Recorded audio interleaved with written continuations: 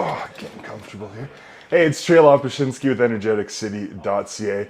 Today, I am here with Craig and Mitch Wilson with Mammoth Forestry, And recently, Mammoth Forestry had signed a partnership with the Peace River Regional District to bring on the FireSmart program.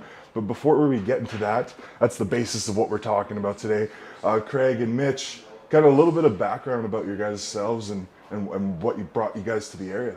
Yeah, thanks, Trey. Thanks for having us here today. I moved up here in 2012 to do smoke jumping. So this is the only place in Canada that has a smoke jumping base with it, which is firefighters that are deployed out of fixed wing aircraft to fight wildfires.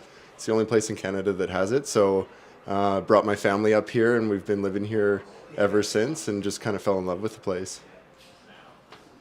Yeah, and I kind of toured around the world doing different jobs. Worked in Africa on community development projects, and then came up and started fighting fires. So I come from more of a forestry background, but then finally you want to settle down and be closer to family. So that's kind of what brought me up here. And with smoke jumping, like, is that?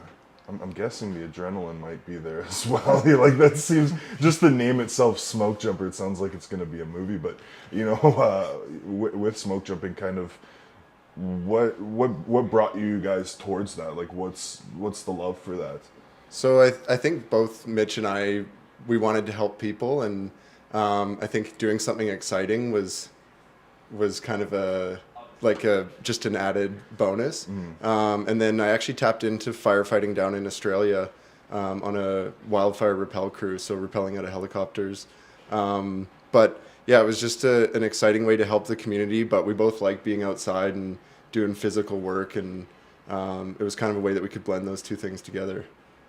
Awesome. And so this recent partnership with the PRRD and Mammoth Forestry, where do you guys get involved there? Are you guys specifically, part of the FireSmart program, or what does that work out? Yeah, so we're contracted to deliver the FireSmart program, which is public education based. So we're trying to reach 100 different properties and 100 property owners. And then we're also going out to community events, so different farmers markets. I was with the South Peace Horticulture Society last night, doing a bit of a talk there, and it's just we're trying to reach as many people as we can and sort of change the way we think about wildfire and how it impacts us and how we can be more proactive about it. So what does it mean to be FireSmart? So I guess everybody can tell that fire seasons are getting longer, more intense. In 2017 and 18, we broke over 1 million hectares burnt each year.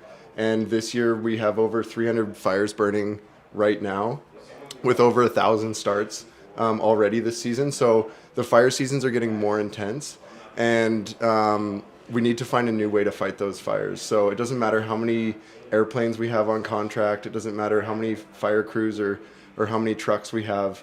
There's certain incidents that we can't fight with force like that. So FireSmart is all about finding a new way and having a new way to look at that and how to control that hazard. So I'll go primary school style, but there's a thing called the fire triangle, which is a fire needs 3 things to burn, and that's just fuel, oxygen, and heat. We can't do anything about the heat.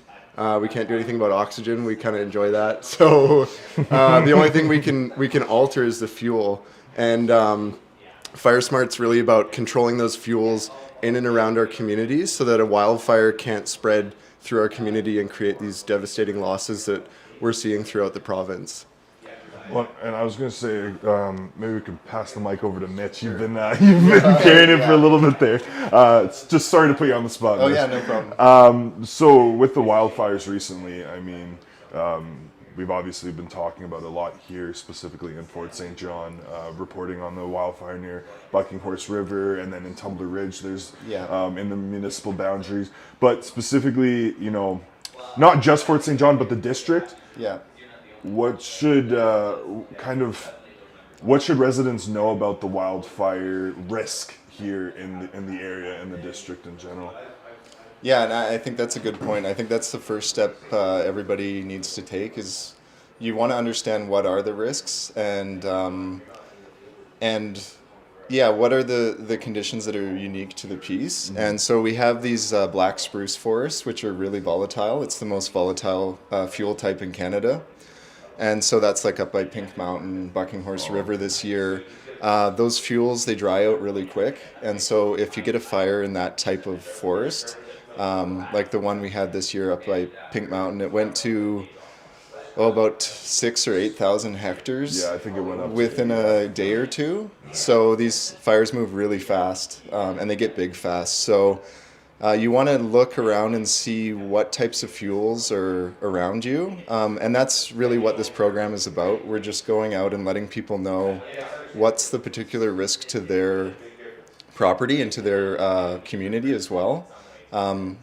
Yeah, like we just gave a presentation to the One Island Lake Cottage Association talking about their specific risk. Tumbler Ridge is a bit different. So forests, each fuel type burns a bit different, and so it's good for people to start thinking and understanding, if you have a bunch of aspen trees behind your house, that's actually a good thing. Oh, really? So aspen forests don't burn very well. And when we were fighting fires, we considered aspen almost like a fuel break.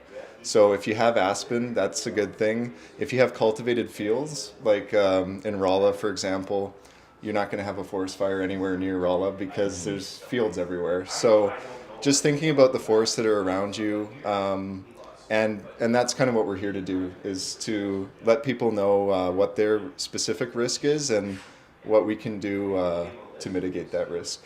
And is that a part of the property assessments that are happening too, where, the wildfire assessments, you guys are going to people's homes and kind of letting them know the risks? Is that incorporated in that? Exactly, yeah. That's kind of the first step to getting FireSmart is understanding. And so what we do is we look at the 100 meters around a home and the types of forests and fuels that are there so that we can understand how a fire would approach the home.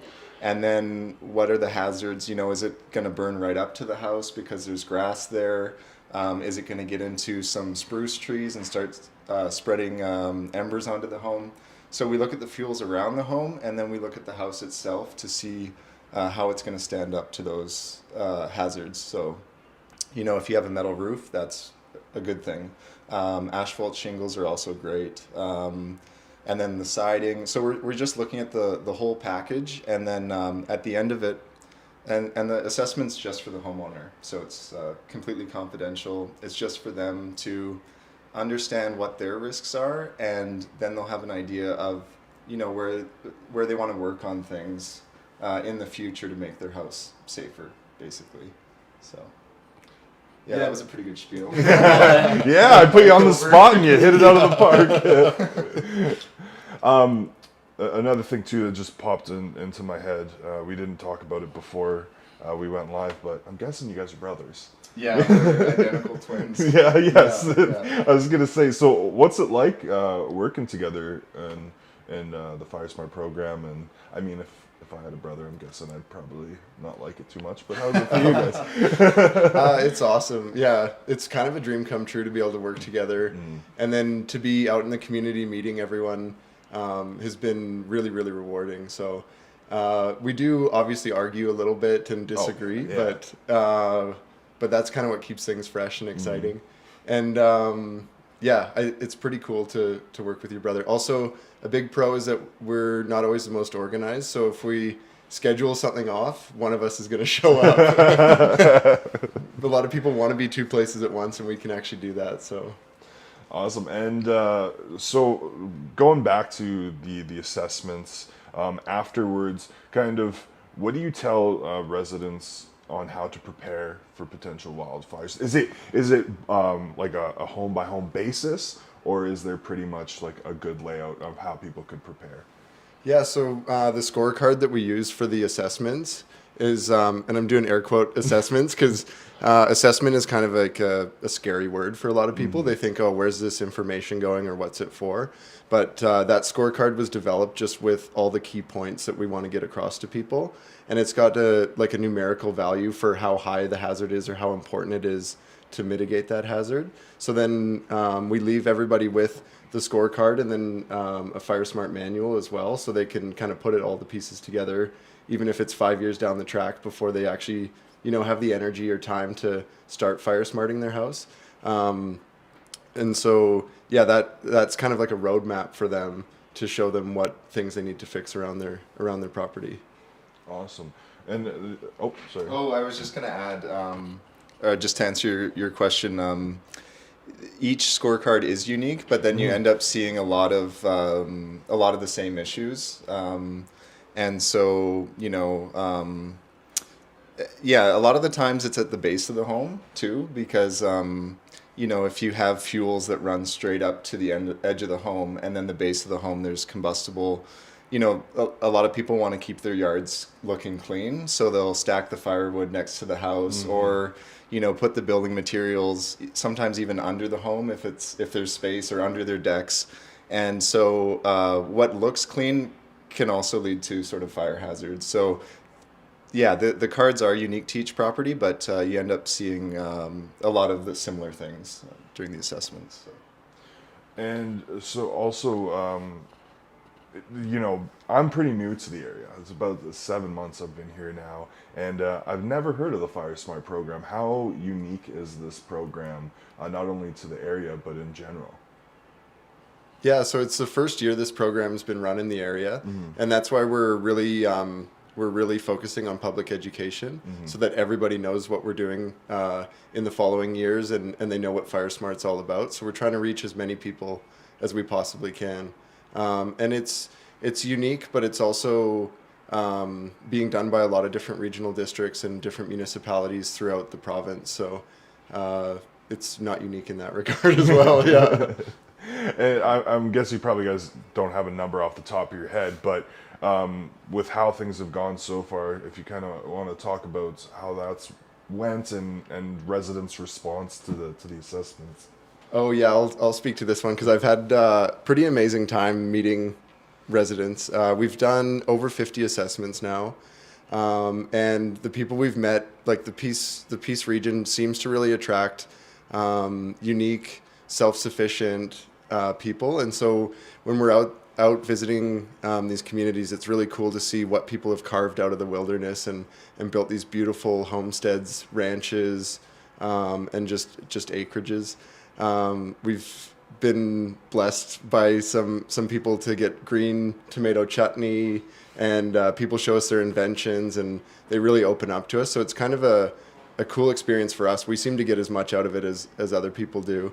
And everybody, even if people are a little bit reluctant to do the assessment, everyone's enjoyed it afterwards, and everybody's learned something. So you might know 95% of what you need to know to be FireSmart, and we can give you that extra 5%, and other people can share with us their ideas. So yeah, we've seen some cool inventions. I saw a snorkel that goes onto a vacuum that's designed to suck leaves out of the gutter. What? Yeah, totally. Yeah. MacGyver that's crazy. Some inventions people are creating.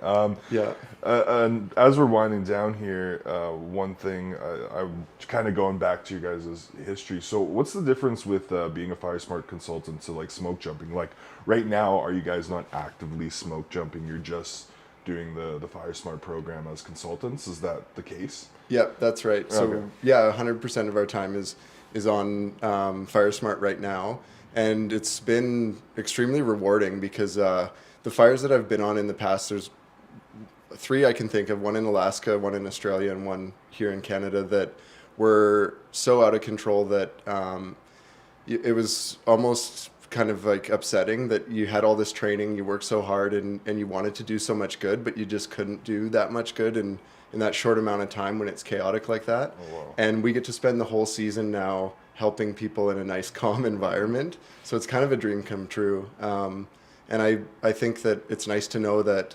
the positive effect we're having on people, it might not be today, it might not be 10 years from now, it might be 30 years from now that it pays off. And that's kind of a really cool thought as well. Yeah, and just to add to that, I think there's a peace of mind that people get right away once you do an assessment. I think knowing, some people are worried, and a lot of people have had close calls with wildfire too. Grass fires from the neighbors that get away, things like that. And it is scary, and it leaves you feeling kind of powerless. But this is something that all of us can start doing now, and it feels pretty empowering, and it also it just gives people peace of mind, I think, to know, okay, what should I really be worried about here, and focusing in on that. So I might pitch the online booking system. So That was my next question. Sorry, yeah. Go for it. Yeah, no, go for it. So you can go online now to prrd.bc.ca/FireSmart and book an assessment. And basically one of us will show up to your place and go through your risk and tell you what you can do to mitigate that risk. Yeah. Awesome. Well, thank you so much, Craig and Mitch Wilson. I'm Trail Opushinsky with energeticcity.ca. And I'll be doing another interview in August, kind of talking some more about the FireSmart program. So thank you guys again for coming by today. Yeah, awesome. Now I got to walk up and turn off the camera. Live on air.